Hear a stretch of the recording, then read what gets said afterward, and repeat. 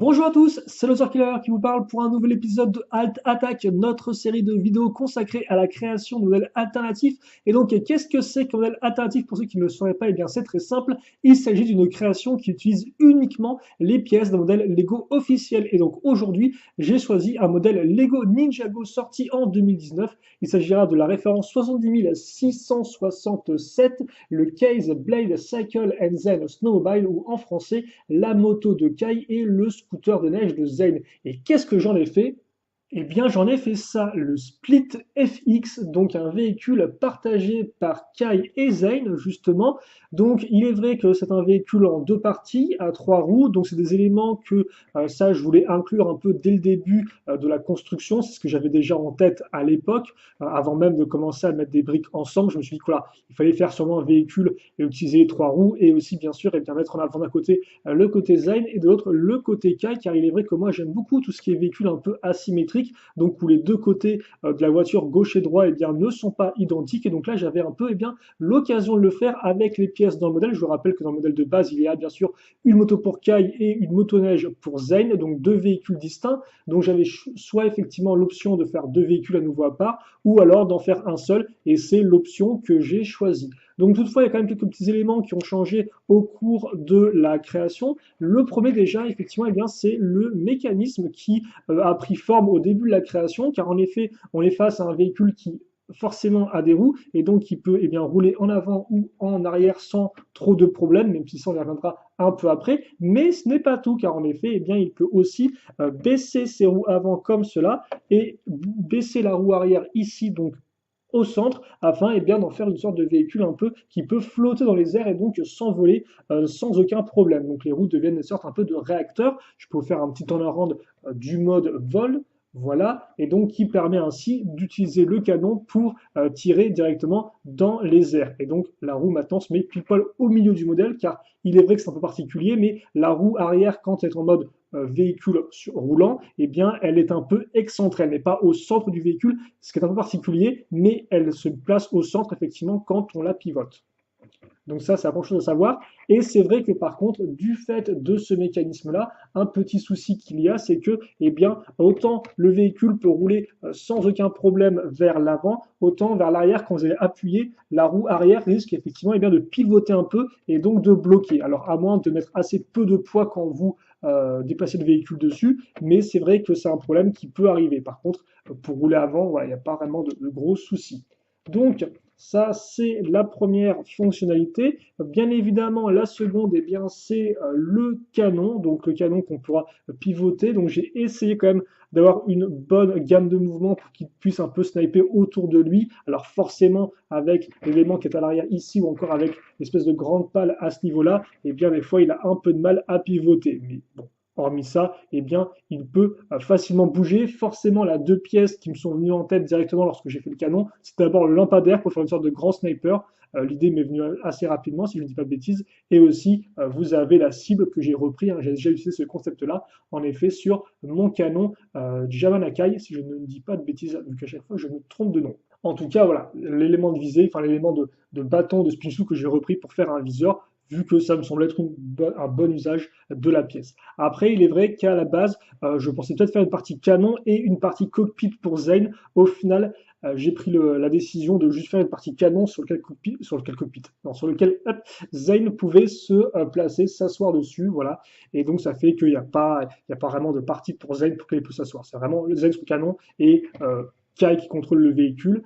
Donc c'est vrai que aussi en termes de forme, j'ai fait attention à ce que la partie Kai soit vraiment un peu plus fine, un peu comme une sorte de tête d'aigle à l'avant, une tête un peu de rapace avec le bec. Donc on a vraiment quelque chose qui est très longiligne, très dynamique, très droit aussi, avec la grande pale qui va à l'arrière. D'ailleurs, bon, la pale, vous pouvez la lever ou la baisser si vous souhaitez. Moi, je la laisse baisser, je trouve que ça rend un peu mieux. Le gros bloc moteur ici, et donc forcément, pour contraster avec ce côté un peu vif et dynamique, le côté Zane, lui, est beaucoup plus armuré.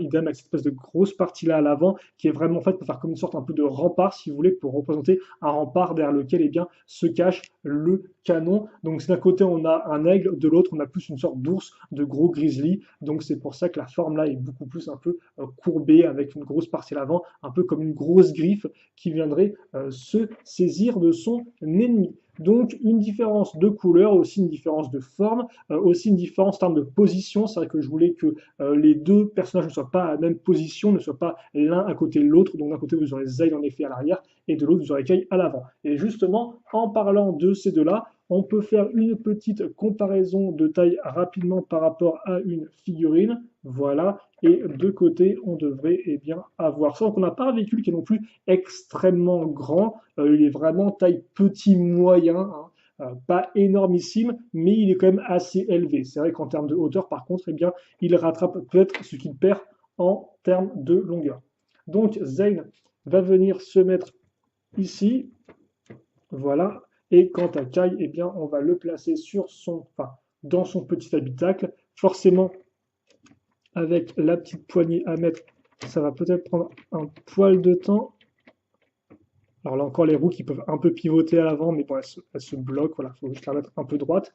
Et donc voilà, vous avez le véhicule terminé avec nos deux compères à bord. Et donc, prêt à aller attaquer ou à défendre la ville de Ninjago City. Mais la défendre contre quoi? Justement, c'est ce qu'on va voir dans la petite partie histoire, bien sûr, liée au modèle. C'est bien, on dirait que Zen, il part sur le côté. Tiens, non, bon, il n'y a pas de. C'est juste moi qui raconte n'importe quoi, excusez-moi. Donc ouais, effectivement en termes d'histoire, quel est un peu ce véhicule, comment moi je l'ai un peu inséré à l'histoire, c'est plutôt simple. On a vu dans la saison 1 que les ninjas faisaient entre guillemets apparaître, ou plutôt créer leur véhicule à partir de leurs armes dorées, et on a aussi vu que les 4 ninjas ensemble pouvaient créer donc l'Ultra Stealth Raider. Je sais plus s'ils font la tornade du Spinjitzu pour le créer ou s'ils utilisent leurs 4 armes dorées. En tout cas, bref, à 4, ils peuvent créer un plus gros véhicule. Et donc moi, partant de ce principe-là, je me suis dit que éventuellement, dans une réalité alternative, il est possible que nos deux ninjas puissent eux-mêmes créer un véhicule à deux. Et donc c'est le résultat justement de cette union entre Kai et Zayn et de leurs armes dorées, c'est la création de ce véhicule donc qui a un côté feu et un côté glace, le Split FX. Et donc quand est-ce qu'ils utilisent ce véhicule? Pas n'importe quand, car en effet, ils le créent lors de l'attaque du Grand Dévoreur, quand ils se rendent compte que vu la taille du bestiau, il va falloir prendre le chemin des airs pour essayer de l'atteindre. Et donc c'est ce qu'ils font. Ils font un véhicule qui peut justement rouler très rapidement dans les rues de Ninjago et éventuellement peut-être sauver quelques civils, hein, même si ce n'est pas sa mission principale. Et aussi, quand le temps viendra, ils pourront prendre leur envol et ainsi essayer de sniper de loin, de viser de loin, si vous préférez, le grand dévoreur, éventuellement essayer de toucher à la tête pour que ensuite, soit l'affaiblir. Alors, parce qu'effectivement, l'éliminer, c'est un peu compliqué, même avec un sniper de cette taille-là, mais au moins l'affaiblir pour que, Lloyd ou Garmadon puissent finir le travail. Voilà. Donc, c'est un peu la petite histoire derrière ce Split FX. Il aurait été utilisé uniquement dans ce but-là. Vraiment à la toute fin donc, de la première saison pour battre le grand dévoreur. Et donc voilà pour cette petite vidéo. Je crois que j'ai fait le tour sur la création du modèle. J'ai aussi fait le tour sur l'histoire du modèle. Donc il n'y a pas grand-chose de plus à en dire, mais si vous avez vos questions, n'hésitez pas à les poser. Là encore, je vous rappelle que si le modèle vous intéresse et que forcément vous possédez la référence en 10 667, vous pouvez le reconstruire. Les instructions seront postées dans la partie 2 de cette vidéo, dans laquelle je détaillerai tout le processus pour pouvoir construire le modèle. Et puis pour le reste, moi j'ai tout dit. Donc, comme j'ai dit, questions, commentaires, allez-y. Et puis pour le reste, passez une bonne journée, une bonne soirée, une bonne tout ce que vous voulez. Portez-vous bien, bien évidemment, et à la prochaine. Salut à tous et à toutes.